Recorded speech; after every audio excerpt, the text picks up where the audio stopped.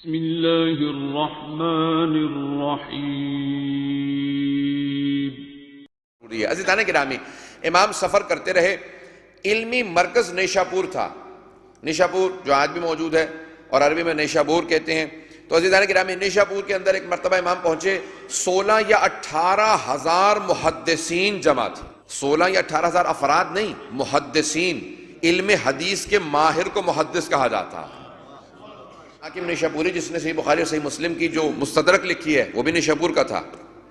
اب یہ سب بڑے بڑے علماء سب وہاں موجود تھے، شیعہ سنی سارے علماء، اکثر اہل سنت کے علماء تھے، وہاں پہ جمع ہو گئے۔ کیوں؟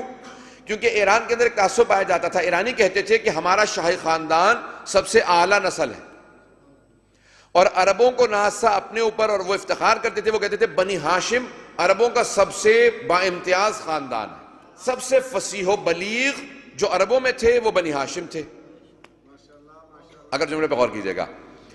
اب یہ ایرانی یہ کہتے تھے کہ ہمارے شاہی خاندان سے ایک شہزادی جناب شہربانو بنی ہاشم کے کسی حسین ابن علی سے بیاہی گئی تھی۔ کہتے تھے، وہ یہ مانتے تھے کہ اب جو آ رہے ہیں یہ ان دونوں بہترین خاندانوں کی ذریت سے ہیں۔ تو اب سب کو ان سے ملنے کا، دیکھنے کا بہت شوق تھا، بہت اشتیاق تھا، سب کے سب راستے میں جمع تھے۔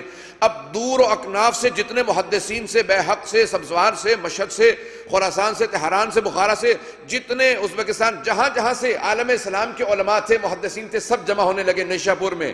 کیا ایک مرتبہ جب امام نیشاپور پہنچیں گے، ہم سب امام کو ایک مرتبہ دیکھنا چاہتے ہیں، کیونکہ یہ ذریت رسول خدا۔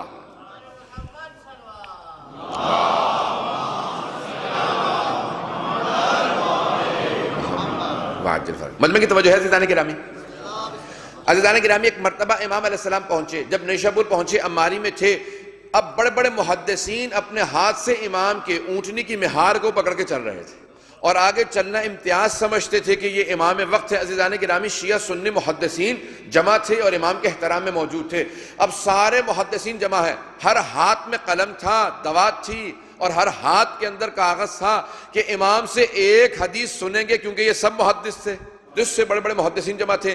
سب نے ایک مرتبہ آواز دینا شروع کی، یبن رسول اللہ، اے فرزند رسول، اپنے جد رسول خدا سے ایک حدیث بیان فرما دیجیے۔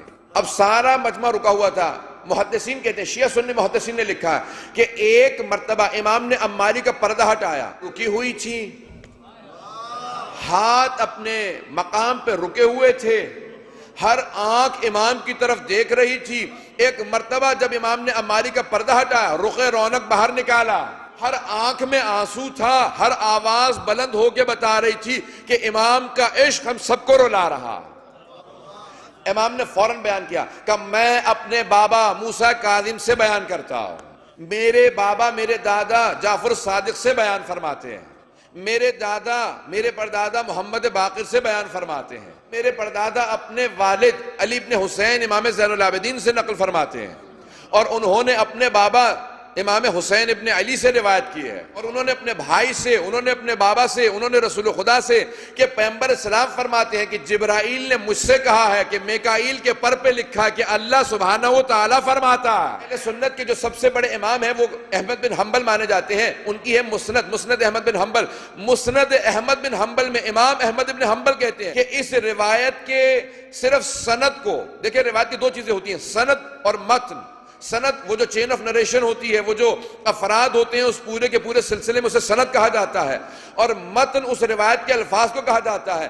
احمد بن حنبل کہتے ہیں، وہ کہتے ہیں کہ اگر اس روایت کی صرف سند کو کسی دیوانے پہ پڑھ دیا جائے تو اسے افاقہ ہو جائے گا، اگر کسی مجنون پہ اللہم صلی علی محمد وآل محمد وعجل فرجہم۔ احمد بن حنبل جو سب سے بڑے امام مانے جاتے ہیں اہل سنت کے، وہ کہتے ہیں کہ اگر اس کی سند کو کسی مجنون پہ دیوانے پہ پڑھ دیا جائے تو اسے افاقہ ہو جائے گا، اس کا جنون ختم ہو جائے گا۔ اگر بیمار پہ پڑھو گے وہ صحت یاب ہو جائے گا، کسی بے ایمان پہ پڑھو گے با ایمان بن جائے گا۔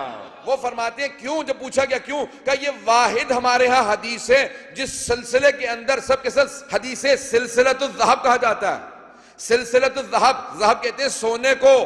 اس پوری حدیث کے اندر سند بیان کرنے والے سب کے سب معصوم ہیں، کہ خدا تک عصمت کا سلسلہ ہے، کہ اس لیے اس حدیث کی سلسلہ سند کو سلسلۃ الذہب کہا جاتا ہے۔ گرامی، یہ ہمارے ائمہ نے نہیں کہا، یہ سارے عالم اسلام کے علماء نے کہا ہے، محدثین نے کہا ہے، ائمہ نے کہا، وہ سب کے سب کہتے ہیں کہ اس سے بہتر کوئی حدیث نہیں ہو سکتی۔ اب امام نے فرمایا کہ اللہ سبحانہ و تعالیٰ فرماتا ہے کلمۃ لا الہ الا اللہ حصنی فمن دخل حصنی امن من عذابی۔ کلمہ لا الہ الا اللہ، اللہ فرماتا ہے کلمہ لا الہ، یعنی حدیث قدسی ہے، کلمہ لا الہ الا اللہ میرا قلعہ ہے، جو بھی میرے قلعے میں داخل ہو گیا میرے عذاب سے بچ گیا۔ عزیزان کرام، میں نے تو بہت تیزی سے پیش کر دیا، امام ایک ایک لفظ کو اس طرح سے پیش کر رہے تھے کہ شمردہ الفاظ سے جیسے کوئی آدمی گن سکتا تھا، ہر محدث لکھ سکتا تھا۔ جب سب نے حدیث کو لکھا، امام نے پردہ گرا دیا اور امام نے آواز دی کہ میری اونٹنی کو آگے بڑھا دو۔ سب نے لکھا کہ کلمۃ لا الہ الا اللہ حصنی فمن دخل حصنی امن من عذابی۔ بس جو بھی لا الہ الا اللہ کہے وہ اللہ کے قلعے میں داخل ہو گیا اور اللہ کے عذاب سے بچ گیا۔ بس صرف لا الہ الا اللہ کہنا، نہ محمد رسول اللہ، نہ علی ولی اللہ، نہ آگے کوئی شرط توجہ ہے عزیزان گرامی، نہ نماز کہا، نہ روزہ کہا، نہ حج زکوٰۃ، نہ کچھ بھی نہیں کہا، صرف لا الہ الا اللہ کہے تو اس کو اللہ کے قلعے میں دخول کی اجازت مل جائے گی، اور جو داخل ہو گیا اسے جنت مل جائے گی، میرے عذاب سے بچ گیا۔ یہ جملہ کہا امام نے کہا اونٹنی کو بڑھا دو۔ جب سب سوچنے لگے، ہم نے سب کو لمحہ فکریہ دے دیا، غور کرنے کا وقت دیا، سب نے غور کیا کہ بس لا الہ الا اللہ کہیں جنت میں چلے جائیں گے۔ امام نے دوبارہ اونٹنی کی عماری سے پردہ ہٹایا، رخ رونق کو باہر نکالا کہ بشروطہا بشرائطہا وانا من شروطہا، کہ اس لا الہ الا اللہ کی کچھ شرائط ہے، ان لا الہ الا اللہ کی شرائط میں سے ایک شرط کا نام علی ابن موسیٰ رضا ہے۔ امام نے کہا کہ لا الہ الا اللہ کی شرائط میں سے ایک شرط میں خود ہوں۔